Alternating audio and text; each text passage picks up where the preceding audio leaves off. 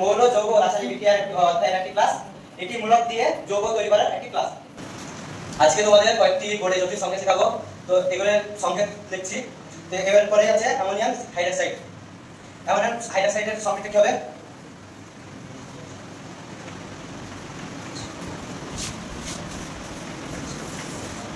তো অ্যামোনিয়াম হাইড্রোক্সাইডের সংখ্যা হচ্ছে NH4 ব্র্যাকেট OH। তো বুঝলে কি হলো?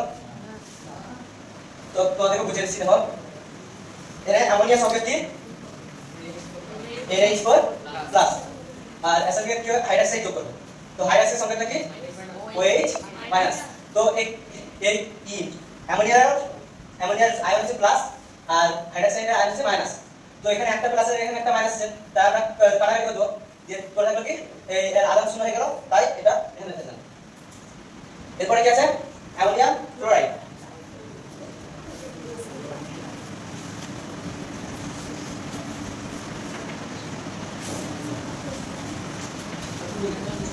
অ্যামোনিয়াম ফ্লোরাইডের সংখ্যা হচ্ছে NH4F। তো আগের মতই এই যে অ্যামোনিয়ার সংখ্যাটা ছিল, অ্যামোনিয়ার সংখ্যাটা কি ছিল NH4 প্লাস, আর এর সঙ্গে এবার যোগ করতে হবে ফ্লোরাইড। ফ্লোরাইডের সংখ্যাটা কি F মাইনাস। তো এটা তো একই ব্যাপার। তো এখানে NH4 প্লাস আছে আর এখানে F মাইনাস। প্লাস এখানে একটা প্লাস আছে এখানে একটা মাইনাস আছে, তাই এই প্লাস এবং মাইনাস কাটাকাটি হয়ে যাবে, তাই এটার আয়ন আধান শূন্য হয়ে যাবে, তাই NH4F হয়ে যাবে। তাহলে তো কিউপ্রিক নাইট্রেট। তো এটা সংখ্যা আমরা লিখছি।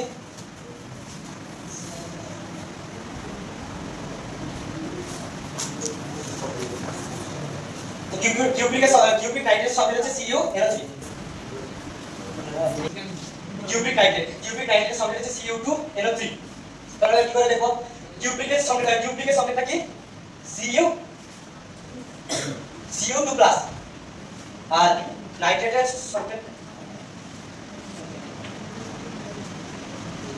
সংখ্যাটা আছে NO3 মাইনাস। তো এখানে দুটো প্লাস আছে আর এখানে একটা মাইনাস আছে। আর আমরা যখন আমরা আগে জেনেছি কি যখন সংকেত করা হয় তখন এর আধার এটার সঙ্গে যুক্ত হয় এবং এর আধার এর সঙ্গে যুক্ত হয়। তো এখানে দুটো আধার আছে, তাই এখানে চলে যাবে আর এখানে একটা আধার এখানে চলে যাবে। এখানে একটা আধার দিয়েছে Cu আর এর আগে সমান দেখা দরকার নেই আমাদের। আর NO3 এখানে আগে ঠিক আছে, তাই নিচে আমরা এই দুটো লিখতে পারবো না, তাই ব্র্যাকেট দিয়ে গোটাটা তুলে দেব। এরপর আছে ফেরিক বাইকার্বনেট।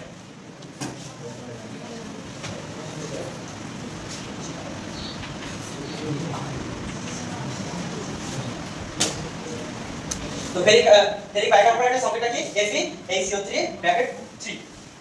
তো এখানে দেখো ফেরিকের প্রথমে আমরা ফেরিকের সংখ্যাটা দেখব। ফেরিকের সংখ্যাটা হচ্ছে Fe3 প্লাস, আর সালফেটের বাইকার্বনেটের সংখ্যা হচ্ছে HCO3 মাইনাস। তো আমরা এই সংখ্যা যখন করতে যাই তখন এই এখানকার আধার এটাতে যায় এবং এখানকার আধার এটাতে যায়। তো এই ফেরিকের আধার হচ্ছে তিনটি আর বাইকার্বনেটের আধার হচ্ছে একটি, তাই ফেরিকের আধারটা বাইকার্বনেটের কাছে যায় এবং বাইকার্বনেটের আধারটা ফেরিকের কাছে। এখানে ফেরিকের একটা আমাদের দরকার নাই। তো বাইকার্বনেট যখন 3 চলে যাবে তখন এটাতে আমরা 3 লিখতে পারবো, কারণ আগে থেকে একটা 3 আছে, তাই এটা গোটাটাই ব্র্যাকেট করে একটা 3 লিখতে হবে। তারপর হচ্ছে ফেরাস সালফেট।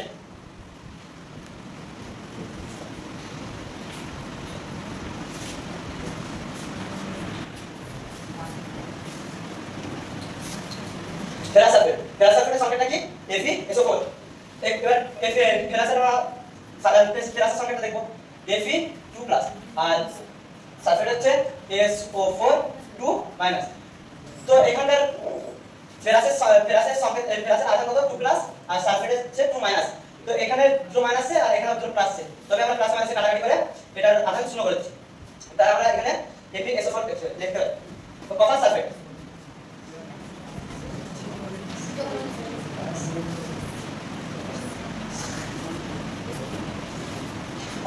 কপার সালফেটের সংখ্যাটা কি CuSO4। তো কপারের সংখ্যাটা কি কপারের সংখ্যাটা হচ্ছে Cu2 প্লাস, আর সালফেটের সংখ্যা হচ্ছে SO4 2 মাইনাস। তো এখানে কপারের দুটো প্লাস আছে আর সালফেটের দুটো মাইনাস আছে। এখানে দুটো প্লাস এবং এখানে দুটো মাইনাস থাকার কারণে দুটোকে আমরা কাটাকাটি করতে হবে। প্লাসের পাশে দুটো প্লাস এবং দুটো মাইনাস কাটাকাটি করে আলাদা শূন্য করে এই CuSO4 টা আমরা লিখতে হবে। Thank you so much.